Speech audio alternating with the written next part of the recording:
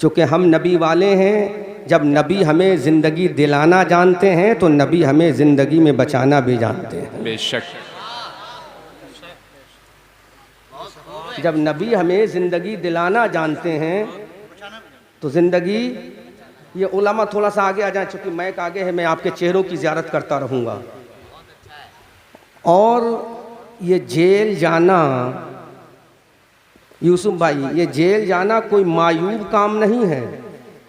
Jail जाना मायूब काम नहीं है। जिना करके जाओगे तो मायूब होगा जी, चोरी करके जाओगे तो मायूब होगा, किसी को सता कर जाओगे तो मायूब होगा, किसी को मार कर जाओगे तो मायूब होगा, किसी को तड़पा कर जाओगे तो मायूब होगा, किसी को कत्थर आउट करके जाओगे तो मायूब होगा, किसी की प्रॉपर्टी ज़मीन और जायदाद पे नाजायज़ कब्ज़ा करके जाओगे तो मायूब होगा। लेकिन जब इश्क़ रसूल में जाओगे तो शोएब अबू तालिब की सुन्नत अदा होगी, हज़रत बिलाल की सुन्नत अदा होगी। इधर जेल में तुम जाओगे बिलाल की सुन्नत अदा करने के लिए, उधर मुस्तफ़ा कहेंगे देखो मेरा वफ़ादार आ रहा है। जी बेशक। बात समझ में आ रही? तो मैं आईने हिंद, दस्तूर हिंद को भी मलहूज़ नज़र रखूँगा और दस्तूर इस्लाम को भी मलहूज़ नज़र रखूँगा। मुझे कोई प्रॉब्लम नहीं है। बस मैं ये चाहता हूँ कि आज जो करंट अफेयर मामलात जो हैं, लेटेस्ट हालात जो मुल्क के अंदर पैदा हो रहे हैं, मैं उस पर भी गुफ्तगू नहीं करूँगा। परेशान ना हो सियासतदा हजरात, मैं वो चीज़ बयान करूँगा कि हमारा भी काम हो जाएगा और दुश्मन सोचने पर मजबूर हो जाएगा। बोलो ये तो सुनोगे कि नहीं सुनोगे? जी। अगर ये भी नहीं सुनोगे तो फिर मैं क्या बयान करूं? फिर तो बेहतर ये है सलाम कहूं, नफीस भाई को सलाम कहूं और वापस अपनी कार से रिटर्न हो जाऊं, है ना। दुश्मन जब एतराज़ करेगा, मोतरज़ जब एतराज़ करेगा, हमला करने वाला हमला करेगा तो उसका दिफा किया जाएगा, नहीं किया। हिंदुस्तान का कानून कहता है, हिंदुस्तान का संविधान कहता है, डॉक्टर भीमराव अंबेडकर का लिखा हुआ कानून कहता है, अगर कोई तुम्हारे ऊपर हमला करे तो तुम्हारा हिंदुस्तान का कानून सेल्फ डिफेंस का कानून सिखाता है, अपनी जान को बचाने की हिफाजत का कानून देता है। तो ये चीज़ बयान करना कोई सियासत नहीं है, इस चीज़ से आशना करना इस्लाम का अहम जुज़ है। लेकिन मेरी कौम के लोगों, आज जो हालात मुल्क के अंदर चल रहे हैं, अगर तुम ना समझे तो याद रखो तुम्हें बचाने के लिए अब कोई अबू बकर सिद्दीक नहीं आएगा, अब तुम्हें बचाने के लिए कोई फारूक आज़म जैसा अलमबरदार नहीं आएगा, अब तुम्हें बचाने के लिए कोई उस्मान गनी अपनी दौलत लेकर नहीं आएगा, अब तुम्हें बचाने के लिए कोई फातह खैबर जुल्फ़िकार लेकर नहीं आएगा, अब तुम्हें बचाने के लिए हजरत सैफुल्लाह की शक्ल में तलवार लेकर नहीं आएगा, अब तुम्हें बचाने के लिए हजरत ज़र्रार अपने नेज़े को लेकर नहीं आएंगे, अब तुम्हें बचाने के लिए इमाम हसन अपना मुसल्ला इमामत लेकर नहीं आएंगे, अब तुम्हें बचाने के लिए हुसैन अपने बच्चे अली अकबर को लेकर नहीं आएंगे, अब तुम्हें बचाने के लिए हजरत सकीना अपनी कब्र से नहीं आएंगी, अब तुम्हें बचाने के लिए इमाम ज़ैनुल आबिदीन अपने हाथों में हथकड़ियां पहनकर नहीं आएंगे, अब तुम्हें बचाने के लिए हजरत इमाम मोहम्मद बाकर नहीं आएंगे, अब तुम्हें बचाने के लिए हजरत इमाम मोहम्मद जाफर नहीं आएंगे, अब तुम्हें बचाने के लिए हजरत इमाम तकी नहीं आएंगे, अब तुम्हें बचाने के लिए हजरत इमाम नकी नहीं आएंगे, अब तुम्हें बचाने के लिए इमाम हसन अस्करी नहीं आएंगे, अब तुम्हें बचाने के लिए इमाम अबू मंसूर मातुरीदी नहीं आएंगे, अब तुम्हें बचाने के लिए इमाम आज़म शाफ़ई नहीं आएंगे, अब तुम्हें बचाने के लिए इमाम मालिक व हम्बली नहीं आएंगे, अब तुम्हें बचाने के लिए शहर मुरादाबाद के अल्लामा काफी नहीं आएंगे, अब तुम्हें बचाने के लिए अल्लामा फजल हक खैराबादी नहीं आएंगे, अब तुम्हें बचाने के लिए अल्लामा इनायत रसूल बदायूनी नहीं आएंगे। ऐ अल्लाह, अब हमें बचाने के लिए कौन आएगा? अल्लाह का कुरान बोल रहा है, अरे आगे बढ़ना तेरा काम होगा, बचाना मेरा काम होगा। नारे नारे तकबीर, नारे तकबीर, नारे रिसालत, मसलके आला हजरत अहमद रजा मंजरी साहब, अहमद रजा मंजरी साहब। मैंने पूरा खुतबा बचाकर आपका टाइम बचा दिया है, मैंने तमहीदी जुमले छोड़कर आपका वक्त बचा दिया, सेव कर दिया है। अब तुम्हें बचाने के लिए कोई हुसैन नहीं आएगा, अब कोई मैदान बदर का गाजी नहीं आएगा, अब मैदान बदर का कोई शहंशाह नहीं आएगा, अब उहद का कोई जानिसार नहीं आएगा, अब तबूक का कोई लड़ने वाला नहीं आएगा, अब तुम्हें हजरत ज़र्रार अपना लेज़ा लेकर नहीं आएंगे। अब हिंदुस्तान का कानून आएगा जो तुम्हें बचाएगा, सेल्फ डिफेंस का कानून आएगा। अगर तुम पर कोई हमला करने के लिए आगे बढ़े तो भारत का संविधान इजाजत देता है, भारत का कानून इजाजत देता है। अगर तुम्हारे बच्चों को कत्ल करने के लिए कोई आगे बढ़े तो तुम भी आगे बढ़ जाओ, क्योंकि ये भारत का कानून है और भारत के कानून पर जो अमल कर ले उसी का नाम मुसलमान है। बेशक बेशक बेशक उसी बेशक का जी। नाम मुसलमान है। खाली चूहों की तरह जिंदगी गुजारने वाले का नाम मुसलमान नहीं। हजरत फारूक आजम के नाइब का नाम मुसलमान है, हजरत उस्मान गनी के वफादार का नाम मुसलमान है। अगर मैदान बदर में हमने कमल खिलाए हैं, अगर मैदान ओहद में हमने गुल और फूल और बेटे बूटे खिलाए हैं, तो याद रखो करबला में 3 दिन भूखे भी हम ही रहे हैं, करबला में 3 दिन प्यासे भी हम ही रहे हैं। अगर हमने मैदान बदर के फातह आजम का लक़ब अपने सर पे रखा है, अगर ताजे फाखरा अपने सर पे रखा है, तो करबला के मैदान में 3 दिन के भूखे हम ही थे, 3 दिन के प्यासे हम ही थे, 3 दिन के परेशान हाल हम ही थे। लेकिन हमने बता दिया दुनिया वालों, जो जान मांगो तो जान देंगे, जो माल मांगो तो माल देंगे, जो जान मांगो तो जान देंगे, जो माल मांगो तो माल देंगे। न होगा हमसे कभी यह हरगिज नबी का जाहो जलाल देंगे, बेशक बेशक बेशक नबी का जाहो जलाल दें। जलाल देंगे। करंट हालात पर गुफ्तगू कर रहा हूं, तवज्जो से समात करो। आज हमला किया गया, इससे पहले हमला किया गया था कुरान पर, उसके बाद हमला किया गया इश्क़ रसूल सल्लल्लाहु अलैहि वसल्लम पर, अब हमला किया गया हजरत सैयदा आयशा सिद्दीक़ा रज़ियल्लाहु ताला अन्हा की शादी को लेकर। मेरी कौम के नौजवानों, मेरी तकरीर लच्छेदार आज नहीं होगी। लच्छेदार तकरीर इससे पहले मैं आपके शहर जसपुर में आया था, बयान कर चुका हूँ। आज बड़ी इस्लाही गुफ्तगू करूँगा, बड़ी सेंसिटिव गुफ्तगू करूँगा, ताकि आपकी कुव्वत समात इसको बर्दाश्त कर सके। और जसपुर के पढ़े लिखे नौजवानों, आज तकरीर से पैगाम लेकर जाना, इस जलसे से पैगाम लेकर जाना। हमारे नबी के ऊपर इल्जाम लगाया गया कि माज़ल्लाह तुम्हारे नबी तो सेक्स पावर वाले थे, तुम्हारे नबी तो ये चीज करने वाले थे, तुम्हारे नबी ने 9 साल की बेटी से शादी की है। लो तारीख का हवाला नोट करो और याद रखो, मुस्तफ़ा करीम की जिंदगी को झांक कर देखो, आमना के लाल की हयात तैयबा पढ़ के देखो, मुस्तफ़ा करीम की सीरत और सूरत को पढ़ के देखो, मुस्तफ़ा के किरदार कैरेक्टर को पढ़ के देखो। अल्लाह के इज्जत और जलाल की कसम, अल्लाह के हबीब जब गारे हिरा से कुरान अजीम की वही को लेकर जब आए थे, तो मेरे नबी ने नहीं कहा पढ़ो नमाज, मेरे नबी ने नहीं कहा रखो रोजा, मेरे नबी ने नहीं कहा दो ज़कात, मेरे नबी ने नहीं कहा तो झुक जाओ अल्लाह की बारगाह में। जब मेरे नबी ने दीन का पैगाम दिया था, तो मक्का के आतंकवादी खड़े थे, मक्का का एक से एक बड़ा गुंडा खड़ा था, मक्का का एक से एक बड़ा खतरनाक खड़े इंसान खड़ा था, मक्का का एक से बड़ा टेररिस्ट आतंकवादी खड़ा था।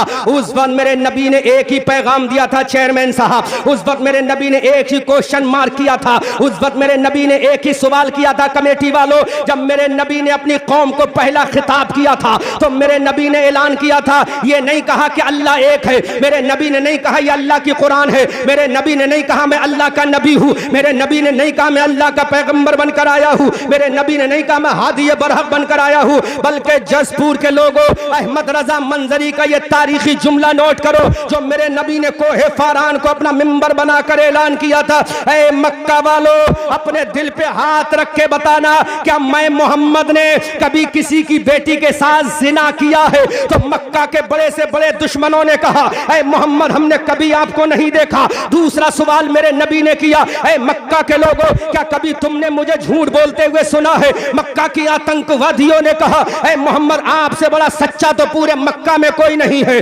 पूरे जजीरे अरब में कोई नहीं है, कोई खित्ते अरब में कोई नहीं है, इन पहाड़ियों के दामन में बसने वाला कोई नहीं है। अल्लाह के हबीब ने तीसरा सवाल किया, ऐ मक्का के लोगों बोलो, क्या मैंने किसी की जमीन और जायदाद और प्रॉपर्टी दबाई है? मक्का के लोगों ने कहा, ऐ मोहम्मद रसूलुल्लाह, मोहम्मद इब्ने अब्दुल्लाह, हमने कभी नहीं देखा आपने किसी की जमीन और जायदाद और प्रॉपर्टी दबाई हो। अब फिर मेरे नबी सवाल करते हैं, बोलो क्या मैंने किसी पाक दामन औरत के ऊपर तोहमत लगाई है? मक्का के लोगों ने कहा, ऐ मोहम्मद हमने कभी नहीं देखा। मेरे नबी ने फरमाया, क्या मैंने कभी किसी की चोरी की है? तो मक्का के लोगों ने कहा कि नहीं नहीं मोहम्मद हमने कभी ऐसा भी नहीं देखा। अब मजहब को एक साइड में रखो, मैं दुनिया वालों से पूछना चाहता हूँ, इसमें मजहब की बात बाद में है, इंसानियत की बात पहले है, मजहब की बात बाद में है, इंसानियत की बात पहले है। चोरी के बारे में नबी ने पूछा, इंसानियत की हिफाजत हो रही है। जिना के बारे में नबी ने पूछा, इंसानियत की हिफाजत हो रही है। गरीब को सताने के बारे में मुस्तफा ने पूछा, इंसानियत की हिफाजत हो रही है। मालो असबाब गसब करने के बारे में मुस्तफ़ा ने पूछा, इंसानियत की हिफाजत कर रहे हैं, तो मेरे नबी ने कहा, अरे पैगाम इलाही तो मैंने बाद में दिया है, इंसानियत का पैगाम मैंने पहले दिया है। नारे तकबीर, नारे रिसालत, मसलके आला हजरत मौलाना अहमद रजा मंजरी साहिब क़िबला। नारे तकबीर, नारे रिसालत। इंशाअल्लाह मैं थकूंगा नहीं, एक ही नारा काफ़ी है, रिसालत और तकबीर का नारा। मैं थकूंगा नहीं, 2 घंटा भी बोलूंगा तो मुझे कोई प्रॉब्लम क्रिएट नहीं होगी अल्हम्दुलिल्लाह। जो कि लंबा नारा लगेगा तो टाइम ज़्यादा होगा, है ना। मैं ही चाहता हूँ कम वक्त में ज़्यादा बात हो जाए। बोलो चेयरमैन साहब, इसमें मजहब की बात तो बाद में है, लेकिन इंसानियत की बात पहले है, इंसानियत की बात पहले है। चोरी से रोकना इंसानियत की बात है। अगर कोई गरीब इंसान मेहनत करके पैसा इकट्ठा करेगा, उसका माल चोरी हो जाएगा तो सोचो गरीब के दिल पे क्या गुजरेगा। अगर किसी की बहू बेटी के साथ जिना हो जाएगा तो सोचो इंसानियत का जनाजा कैसे निकलेगा। अगर किसी गरीब का माल दबा लिया जाएगा तो सोचो इंसानियत कैसे सिस्कियां लेगी। सोचो अगर किसी मजलूम को दबाया जाएगा, इंसानियत कैसी आहो बुका करेगी। तो मेरे पैगंबर ने ऐलान कर दिया, द ग्रेट प्रॉफिट मोहम्मदुर रसूलुल्लाह ने ऐलान कर दिया, ए मक्का के लोगों, आमना का लाल जो दीन लेकर आया है वो दीन फितरत है, इंसानियत का। अगर तहफ्फुज करने का कोई दर्स देने वाला अगर मजहब है तो उस मजहब का नाम मजहब इस्लाम है। बेशक बात समझ में आया कि नहीं? बेशक हजरत। बड़े बड़े मुफ्तियाने किराम यहाँ बैठे, मैं नहीं समझ पा रहा हूँ कौन मुफ्ती है कौन आलिम है, लेकिन मेरी नज़र में तो सब आलिम रब्बानी हैं, सब मुझसे बड़े हैं, बस सपोर्ट चाहिए आपकी। इंसानियत का पैगाम दिया था मेरे नबी ने। किसी भी हदीस को उठा कर देख लो, मेरे नबी ने नहीं कहा यू विल हैव टू पे नमाज फर्स्ट ऑफ ऑल, तुम्हें 5 वक्त की नमाज पढ़ना पड़ेगी। मेरे नबी ने ऐसा नहीं कहा। पूरा कुरान की 6666 आयते करीमा को उठाकर देख लो, कहीं मेरे नबी ने अल्लाह ने हुक्म नहीं दिया है मोहम्मद कहो के रोजा रखो। कहीं भी मेरे नबी ने, अल्लामा मुफ्ती शकील साहब क़िबला सुभान अल्लाह तशरीफ लाए, पूरी बुखारी और तिरमिजी इब्ने माजा और निसाई की हदीस उठाकर देखो, कहीं नहीं मिलेगा कि मेरे नबी ने पहले कुरान की रीडिंग कराने का ऑर्डर दिया हो, बल्कि नबी ने पहली अपनी जिंदगी का मंजर पेश किया है। क्या पेश किया? जिंदगी का मंजर पेश किया। अल्लामा मुफ्ती शकील साहब क़िबला अल्लाह सलामत रखे। बड़ी आप थोड़ा इधर तशरीफ लाएं, इधर थोड़ा आगे आइए।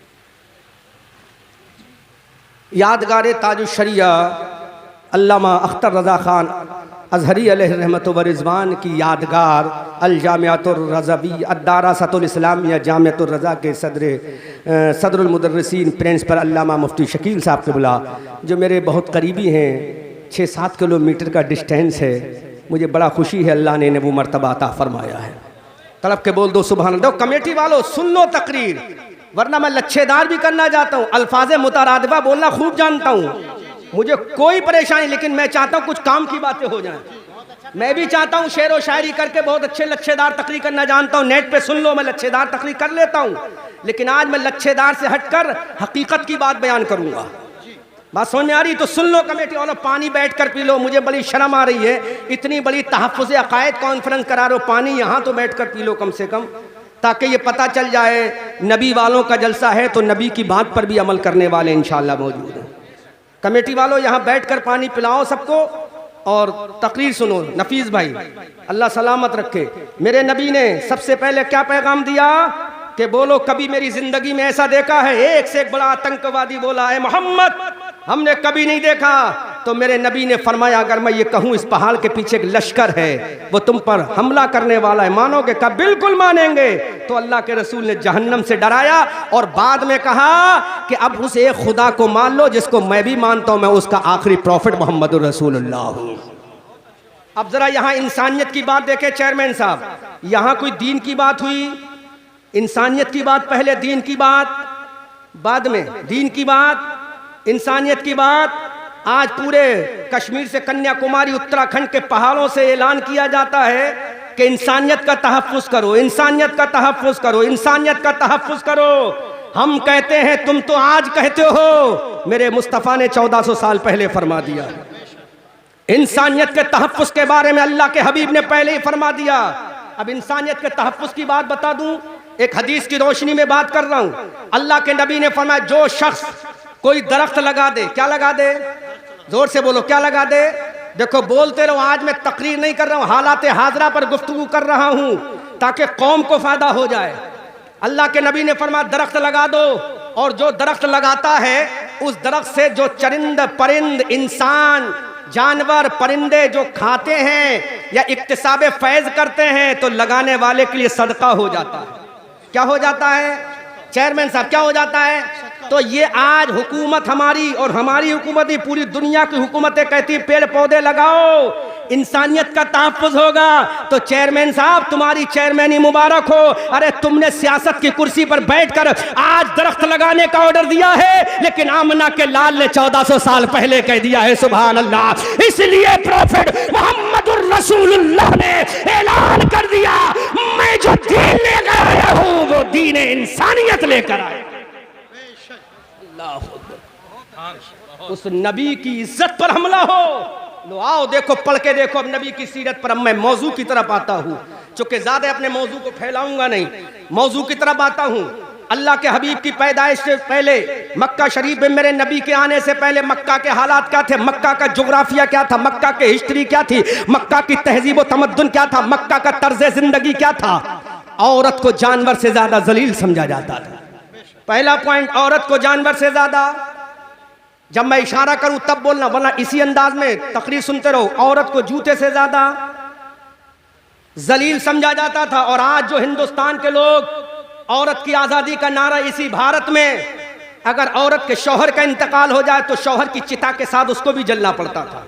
यह कानून था कि नहीं था? उठाकर देख लो, किताबें मौजूद होगा, मिलेगा तुम्हें।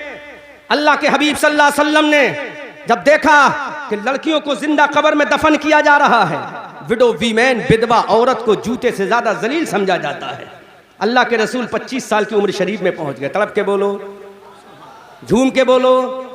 अब समझ गए होगे मैं कहां लेना चाहता हूं, लेके जाना चाहता हूं नफीस भाई। 25 साल के नबी हो गए।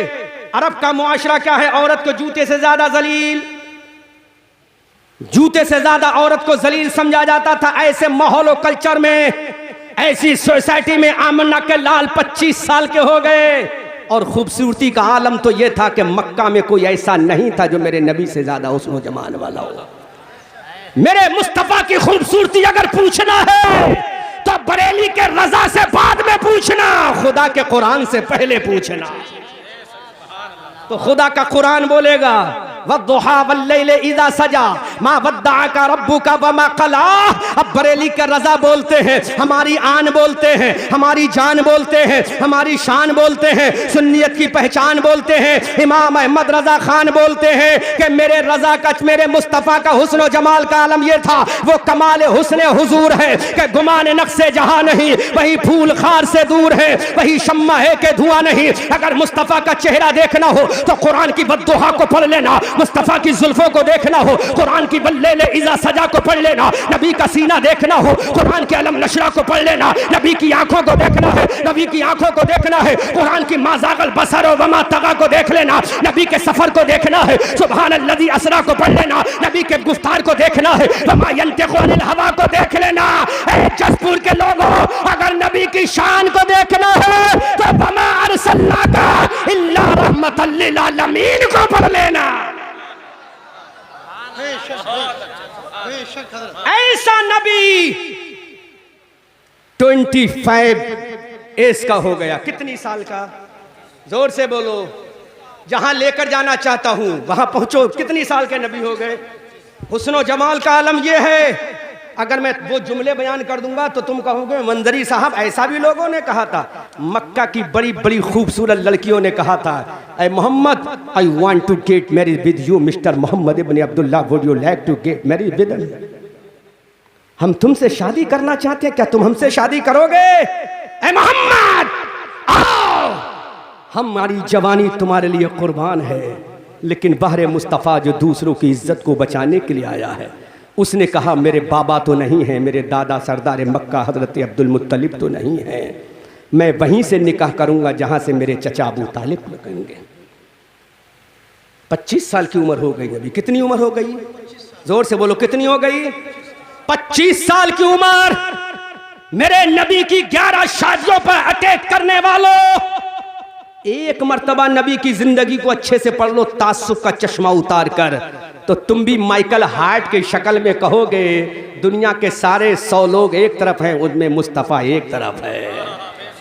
ये माइकल हार्ट, अंग्रेज मुअर्रिख और राइटर, जिसने दुनिया के 100 लोगों की लिस्ट बनाई, बड़े बड़े स्कॉलर, बड़े बड़े दुनिया के दानिशवरों के नाम लिखा।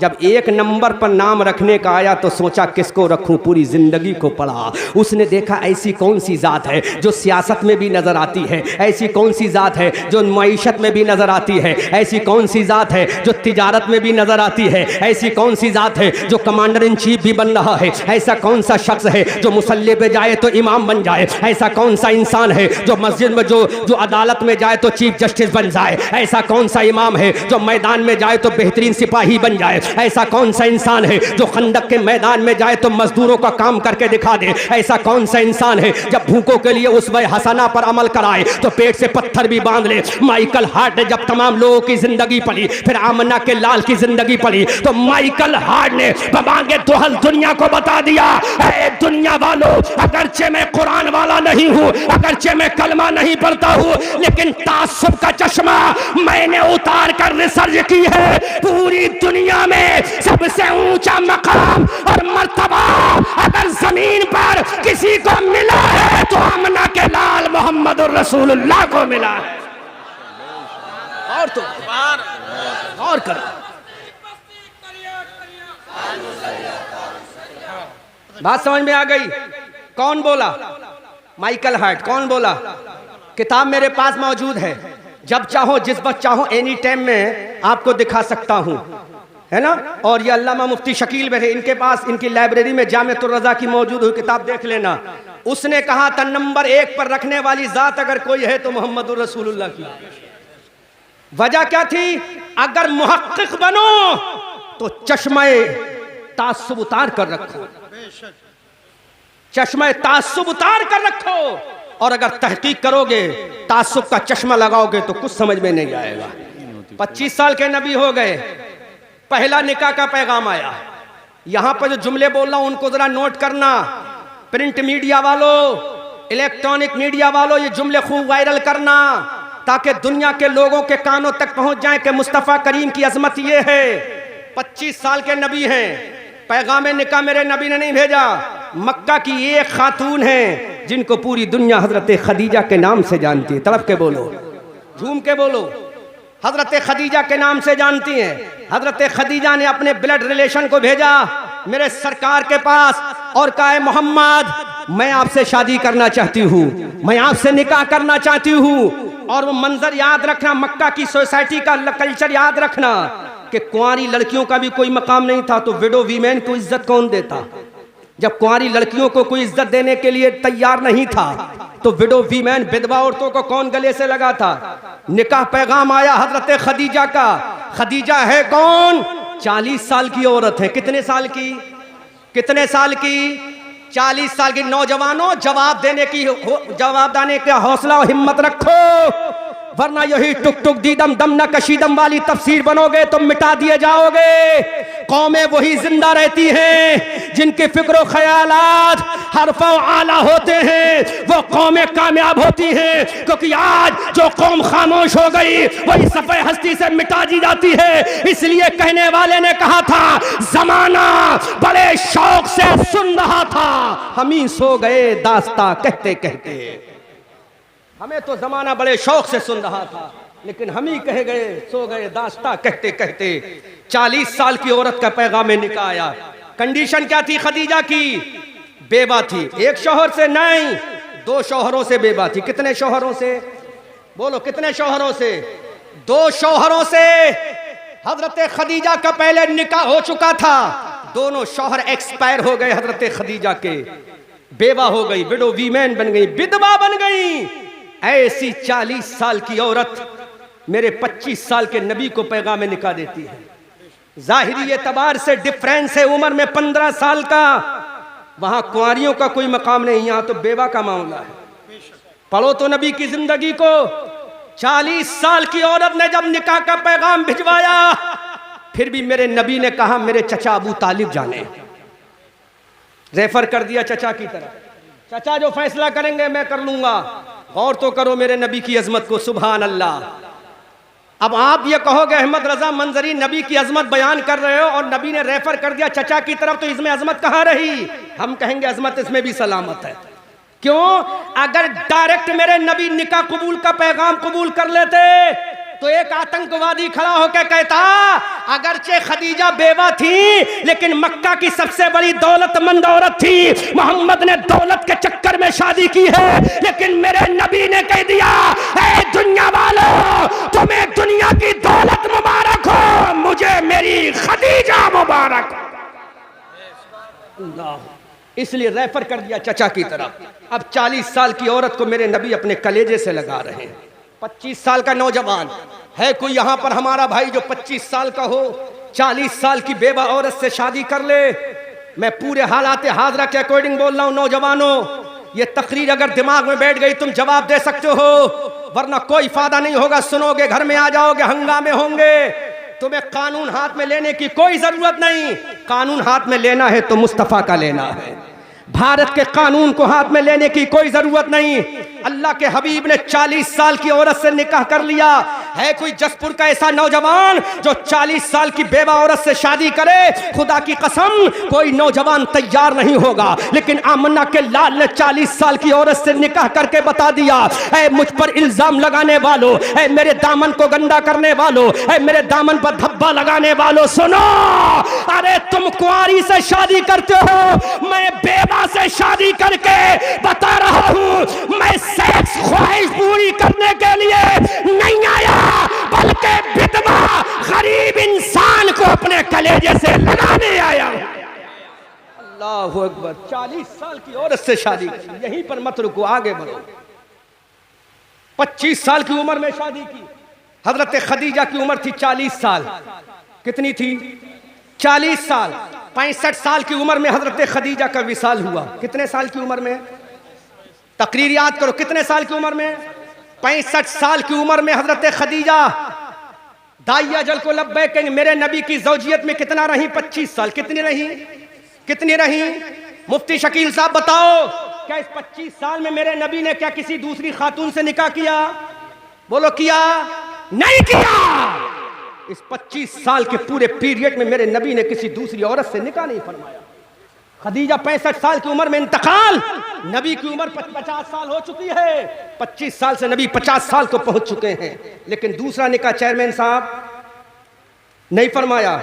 नहीं फरमाया क्यों? कि मेरा नबी नफसानी ख्वाहिशात के लिए नहीं आया था। नफसानी ख्वाहिशात के लिए नहीं आया मेरा नबी। सुनो, 50 साल की उम्र हो गई, खदीजा विसाल कर गई। 25 साल मेरे नबी के साथ रही, लेकिन मेरे नबी ने कोई दूसरा निकाह नहीं फरमाया। जब खदीजा का विसाल हो गया, नबी की उम्र 50 साल हो गई, तो मेरे नबी ने दूसरा निकाह फरमाया।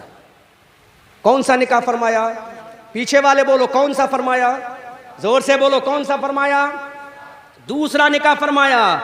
जसपुर के चेयरमैन बोलेंगे दूसरा निकाह तो यकीनन किसी 15-16 साल की लड़की से किया होगा। हैं, कहोगे कि नहीं कहोगे कि यकीनन 15-16 साल की लड़की से दूसरा निकाह? नहीं, पूरे डंके की चोट पे कहूंगा, दूसरा निकाह जिस औरत से फरमाया था उन मुकद्दस खातून का नाम हजरत सौदा है। क्या नाम है? जोर से बोलो, क्या नाम है? अरे ऊंची आवाज में बोल दो, क्या नाम है? हजरत खदीजा के बाद जो दूसरा निकाह नबी ने फरमाया उन खातून का नाम सौदा है। सौदा की उम्र कितनी थी? लिखने वाले ने लिखा है हजरत सौदा की उम्र 50 साल थी। कितनी? जोर से बोलो, कितनी? तकरीर समझ में आ रही है? ये तो नहीं कि लच्छेदार करना शुरू कर दो, है? लच्छेदार से कोई फायदा नहीं होगा, आज इसी की जरूरत है। मैं जानता हूं लच्छेदार तकरीर, अल्हम्दुलिल्लाह तहदीस नेमत के तहत कह रहा हूं। मुफ्ती शकील साहब फतवा मत लगा देना, मैं तहदीस नेमत के तहत कह रहा हूं, है ना? और तहदीस नेमत के तहत कहा जा सकता है अम्मा बिनिअमत रब्बिका फहद्दिस, अपने रब की नेमत के खूब खूब चर्चे करो। दूसरी खातून से मेरे नबी ने निकाह फरमाया जिनका नाम हजरते, जोर से बोलो हजरते, अरे पीछे वालों बोलो हजरते, अरे तुम्हारी दूसरी अम्मा का नाम, तुम्हारी दूसरी अम्मा का नाम, नबी की दूसरी बीवी का नाम, उम्मत की दूसरी मां का नाम सौदा है। और हजरत सौदा की उम्र कितनी थी? जल्दी से बोलो कितनी थी? नबी की उम्र कितनी है? 50 साल की उम्र में मेरा नबी दूसरा निकाह भी 50 साल की औरत से फरमा रहा है। नुत्फे ना तहकीक से पैदा होने वाली, तूने मेरे नबी की जिंदगी को पढ़ा ही नहीं है। और एक दावा करूंगा पूरे ईमान और ईकान और विजदान के साथ, सारी लिबर्टी को मैं दावा पेश करके जाऊंगा जब जाऊंगा यहां से यूसुफ से। डरो मत, जेल में मैं चला जाऊंगा, आप मत जाना, है ना। 50 साल की औरत से शादी फरमाई नबी ने, नबी भी 50 साल के हैं। चेयरमैन साहब, अब ये कहोगे हो सकता है सौदा तो कुंवारी रही होंगी। नहीं मेरे भाइयों, हजरत सौदा भी बेवा थी। अल्लाह, हजरत सौदा भी विडो वीमेन थी, हजरत सौदा भी विधवा थी। वारे मेरे नबी तेरी अजमत को सलाम। अगर तू सेक्स की ख्वाहिशात को पूरा करने के लिए आता तो 25 साल की उम्र में 40 साल की बेवा से शादी ना करता। अगर तू नफ्स परस्ती के लिए आता मेरे नबी, तू 50 साल की उम्र में एक बेवा 50 साल की खातून हजरत सौदा से निकाह ना फरमाता। ऐ मेरे नबी तेरी तू अजमत को सलाम। लेकिन मुसलमानों, आज तुम आपस में इतने इख्तिलाफ में पड़ गए कि नबी की अजमत को सुनना बंद कर दिया, नबी के किरदार और कैरेक्टर को समझना बंद कर दिया। इसलिए दुश्मन आज कभी नबी की ज़ौजा पर हमला कर रहा है, कभी कुरान पर हमला कर रहा है, कभी मुस्तफ़ा के तक़द्दुस पे हमला कर रहा है। 50 साल की औरत से मेरे नबी ने दूसरा निकाह फरमाया। अब मेरे रब की रहमत को प्यार आ गया। अब वो सुलगते हालात पर लेकर आ रहा हूं, मेरी खुदा की रहमत को प्यार आया। पहले हवाला नोट करो, किताब का नाम है मदारिजुन नबुव्वा, जिल्द सानी है, राइटर का नाम अल्लामा शेख अब्दुल हक मुहद्दिस देहलवी है, कोई मुफ्ती नहीं झुटला सकता। दूसरा हवाला नोट करो, अल्लाह का कुरान है, उसी कुरान पर एक तर्जुमा लिखा है जिसका नाम कंजुल ईमान है, उसी तर्जुमे के बराबर में एक तफसीर लिखी है जिसका नाम खजाइनुल इरफान है। इन दोनों चीज़ों में लिखा है अल्लाह के हबीब सल्लल्लाहु अलैहि वसल्लम ने जब पहला निकाह 40 साल की दो शौहरों से बेवा औरत से किया, जब दूसरा निकाह हजरत सौदा से किया तो अल्लाह की रहमत को प्यार आ गया। मेरा नबी कितना रहमत वाला है, मेरा नबी कितना करीम करम वाला है, मेरा नबी कितनी अजमत वाला है, मेरा नबी कितने सब्र वाला है, मेरा नबी कितने सुकून वाला है, मेरा नबी कितने जब्त वाला है, मेरा नबी कितनी हिम्मत वाला है। तो मेरे रब की रहमत को प्यार आ गया। ऐ जसपुर के लोगों, जब मैं इशारा करूं तो झूम के सुभान अल्लाह बोल देना, और जब मैं इशारा करूं पूरे मजमे से इस्तकबाल कर लेना। अब खुदा की रहमत को प्यार आया। अल्लाह ने जिब्राइल से कहा, ऐ जिब्राइल जल्दी से आ जाओ। हजरत जिब्राइल खुदा की बारगाह में आते हैं। हजरत जिब्राइल कहते हैं what is your order my Allah, ऐ अल्लाह तेरा हुक्म क्या है। अल्लाह फरमाया don't sit at Sidratul Muntaha, ऐ जिब्राइल ऑन दिस टाइम, ऐ जिब्राइल अब सिदरतुल मुंतहा पर बैठने का वक्त नहीं है। हजरत जिब्राइल ने कहा what should I do my Allah on this time, ऐ अल्लाह मुझे करना क्या है। अल्लाह ने फरमाया गो टू मुहम्मदुर रसूलुल्लाह, तरफ के बोलो सुभान अल्लाह। अल्लाह ने हजरत जिब्राइल से कहा ऐ जिब्राइल रसूल करीम के दरबार में चले जाओ, आमना के लाल के दरबार में चले जाओ, हलीमा की गोद के पाले के दरबार में चले जाओ, मुस्तफा जाने रहमत के दरबार में चले जाओ, जिसका चेहरा बद्दोहा है उसके दरबार में चले जाओ, जिसकी जुल्फे बल्लैल इज़ा सजा है उसके दरबार में चले जाओ, जिसका सीना अलम नशरा है उसके दरबार में चले जाओ, जिसकी आंखें माज़ाग है उसके दरबार में चले जाओ, जिसका कलाम वमा यंतिकु अनिल हवा है उसके दरबार में चले जाओ, जिनकी शान वमा अरसलनाका इल्ला रहमतल लिल आलमीन है उस नबी के दरबार में जा। जिब्राइल ने कहा मौला लेकर क्या जाऊं, तो रब ने कहा जो परवरदिगार दे वो लेकर नबी के दरबार में चला जा। अब देखो वो मंजर आने वाला है सुभान अल्लाह, जहां सारी तागूती ताकतें सरेंडर होती नजर आएंगी। हजरत जिब्राइल आए, अल्लाह ने एक रेशमी कपड़ा अता फरमा दिया। जोर से बोलो, जोर से बोलो। अल्लाह ने एक रेशमी कपड़ा अता फरमा दिया। उस कपड़े पर अल्लाह ने एक तस्वीर अता फरमा दी। सुभान अल्लाह, क्या फरमा दी? किताब के हवाले नोट कर लिए ना, दोनों में लिखा है रेशमी कपड़े पर एक तस्वीर अल्लाह ने मुनक्कश करके हजरत जिब्राइल को दे दी। का जिब्राइल ये लेकर चले जाओ नबी के दरबार में। जसपुर के लोगों बुलबुले सिदरा आ रहे हैं, तायरे सिदरा आ रहे हैं, तमाम फरिश्तों के सरदार आ रहे हैं, तमाम फरिश्तों के बड़े सरदार आ रहे हैं, हजरत जिब्राइल आ रहे हैं। सुभान अल्लाह। नारे तकबीर, नारे रिसालत, मसलके आला हजरत हजरत अल्लामा मुफ्ती सैयद मुकीमुर रहमान साहिब क़िबला। नारे तकबीर, नारे रिसालत, मुफ्ती इसराइल खान साहिब क़िबला, उलमाए अहले सुन्नत। जमात अहले सुन्नत के बड़े नामवर ख़तीब हज़रत अल्लामा मौलाना सैयद मुकीमुर रहमान साहब क़िबला दामत बरकातुहुल आलिया वल क़ुद्सिया तशरीफ़ ला चुके हैं। मेरे बाद शायद गालिबन उन्हीं का ख़िताब होना है और उनके साथ अपने वक्त के अजीम स्कॉलर मुफ्ती इसराइल साहब दामज़िल्लहुल आली भी तशरीफ़ लाए हैं। अल्लाह ताला इन उलमा अहले सुन्नत की उम्र में बरकत अता फरमाए और इनसे फ़यूज़ व बरकत हासिल करने हम सबको तौफ़ीक़ अता फरमाए। हज़रत जिब्राइल वो कपड़ा लेकर एक तस्बीह मुनक्कश बनी हुई है। जिब्राइल मेरे सरकार के दरबार में आ गए। मेरे सरकार ने फरमाया जिब्राइल क्या लेकर आए हो? हज़रत जिब्राइल ने वो कपड़े का टुकड़ा मेरे सरकार के सामने फैला दिया। मेरे नबी ने वो तस्वीर को देखा, मेरे नबी ने उस पिक्चर को देखा, मेरे नबी ने उस सूरत को देखा, मेरे नबी ने नक्शो निगार को देखा। जसपुर के लोगों तो मेरे नबी का जुमला सुनो।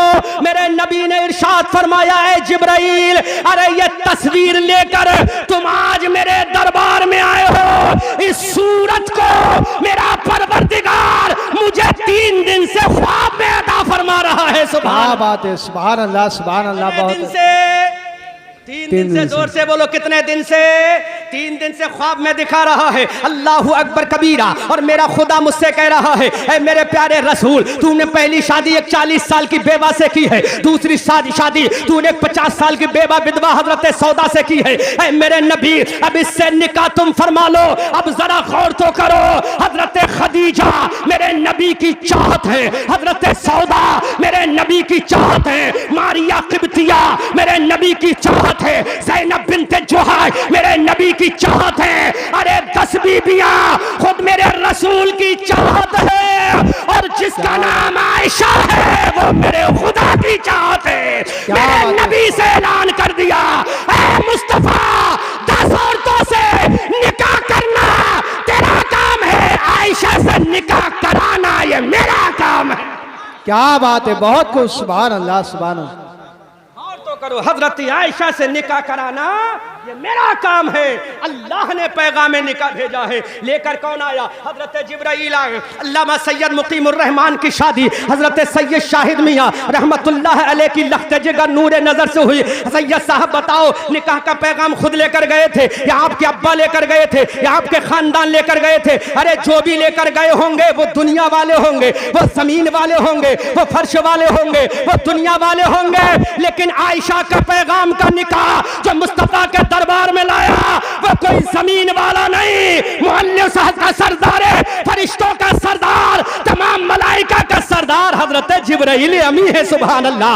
हजरत जिब्राइल अमी पैगाम निकाला रहे हैं। अब जरा गौर तो करो, बेटी के पैगाम निकाह बाप भेजता है, लेकिन आयशा का पैगाम निकाह परवरदिगार खुद भेज रहा है। अंदाजा तो करो, मेरे खुदा ने बता दिया है मेरे रसूल, जब ये दुनिया वाले एतराज करेंगे तो एतराज का जवाब हमें शान से देंगे।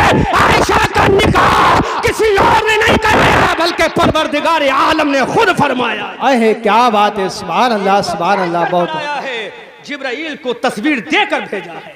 क्या बात है, सुभान शेख अब्दुल हक मुहद्दिस देहलवी लिखते हैं कि मुस्तफा फरमाते हैं 3 दिन तक मैंने ख्वाब में देखा।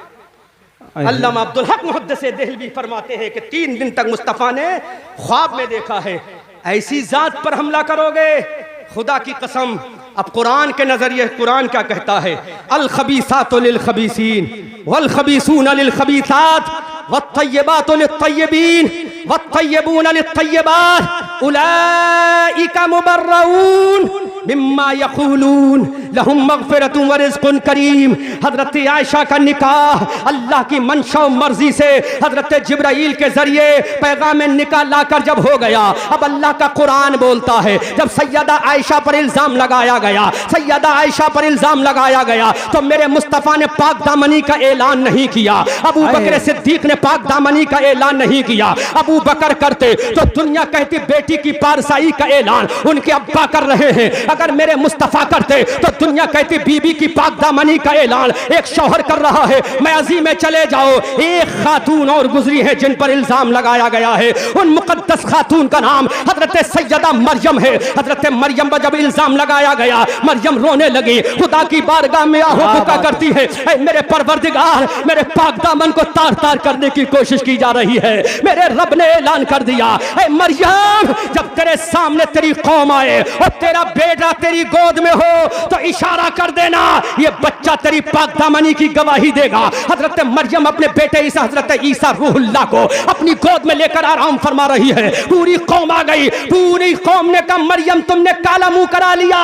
इतने में अल्लाह का पैगंबर हजरत ईसा रूहुल्लाह बोल उठे, ऐ लोगों, इन्नी अब्दुल्लाह है आतानियल किताबा वजअलनी नबिय्या। तरफ के बोलो सुभान अल्लाह, सुभान अल्लाह। अल्लाह के पैगंबर बोल उठे, इन्नी अब्दुल्लाह है वातानियल किताब वजअलनी नबिय्या, मैं अल्लाह का नबी हूँ, अल्लाह का पैगंबर हूँ, अल्लाह का बंदा हूँ और अल्लाह ने मुझे किताब अता फरमाई है। सुभान अल्लाह। जब मक्का उन लोगों ने देखा तो भाग भाग गए, पूरे लोग मुंतशिर हो गए। अब जरा यहाँ पे एक साइंटिफिक नजरिया देखो कि हजरत माँ के ऊपर इल्जाम लगाया, गवाही किसने दी? बेशक बेटे ने। किसने दी? बेटे ने। बोलो किसने दी? बेटे ने। बेटे ने। अगर चाहिए मौजज़ा है, हमारा ईमान है, लेकिन है तो बेटा, है तो लख्ते जिगर, है तो गोद का पाला।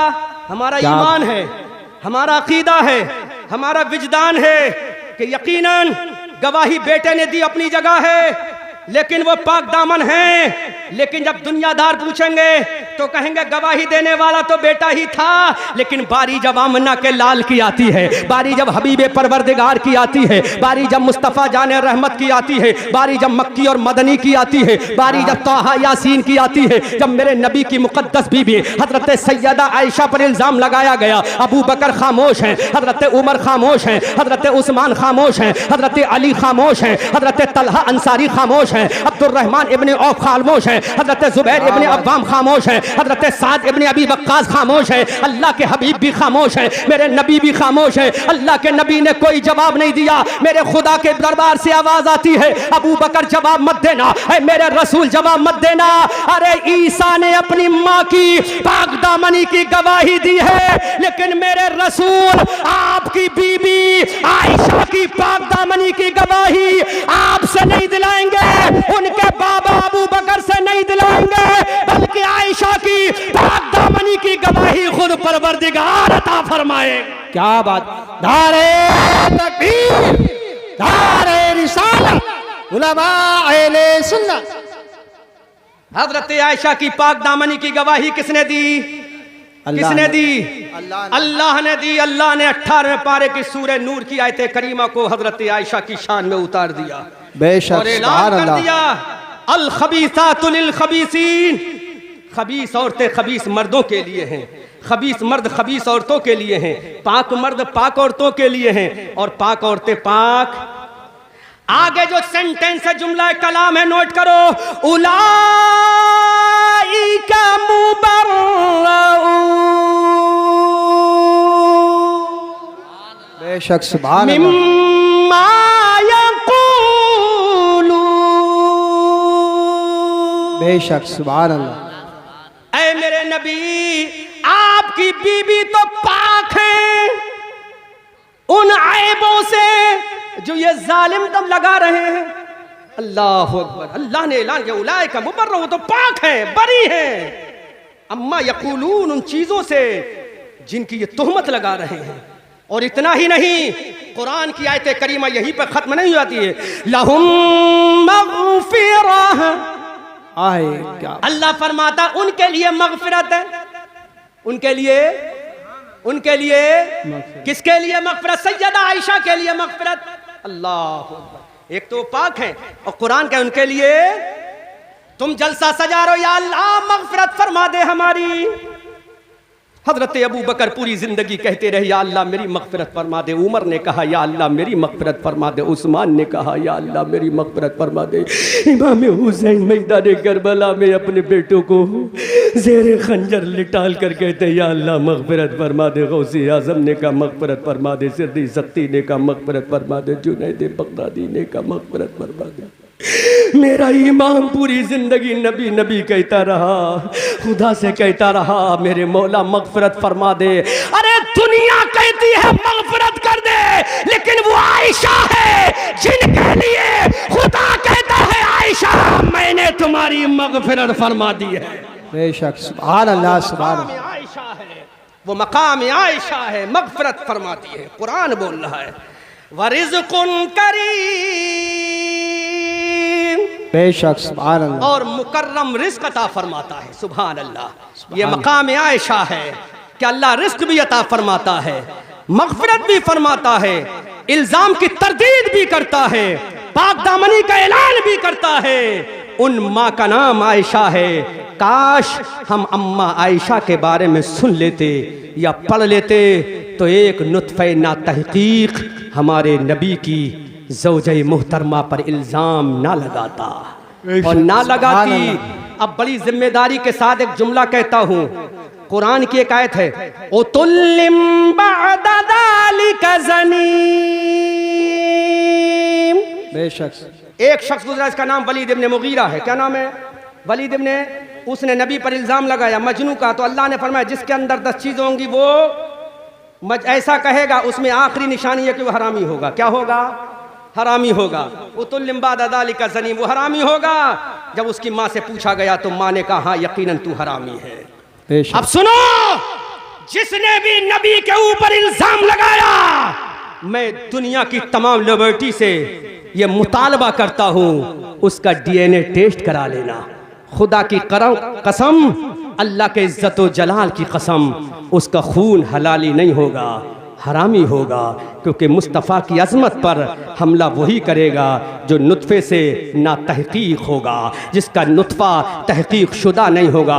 इसलिए मेरे भाइयों, हमारे नबी ने उम्मुल मोमिनीन सैयदा आयशा से जो निकाह फरमाया है वो तीसरा निकाह फरमाया है, और वो खुदा की मंशा और मर्ज़ी से फरमाया है। खुदा ने खुद पर्चे की शक्ल में, तस्वीर की शक्ल में भेजा है। दोनों किताबों के अंदर हवाला मौजूद है। इसलिए मेरे भाइयों, अपनी माँ सैयदा आयशा की ज़िंदगी को पढ़ो और दुनिया को बता दो। अपना पैगाम देने में किसी से मत शर्माओ, किसी से मत घबराओ। तकदीर में जो लिखा है उसको कोई मिटा नहीं सकता। जो होना है वो होकर रहेगा। लेकिन दुनिया वालों को ये बता दो, हम आतिशे सोजा में भी हक बात कहेंगे, कुंदन की तरह दहर में ताबिंदा रहेंगे। और तारीख बताती है कि हर दौरे सितम में हम जिंदा थे, जिंदा हैं, जिंदा ही रहेंगे। सूरज हूँ, जिंदगी की रमक छोड़ जाऊंगा, मैं डूब भी गया तो शफक छोड़ जाऊंगा।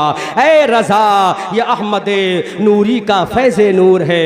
हो गई मेरी गज़ल पढ़कर कसीदा नूर का।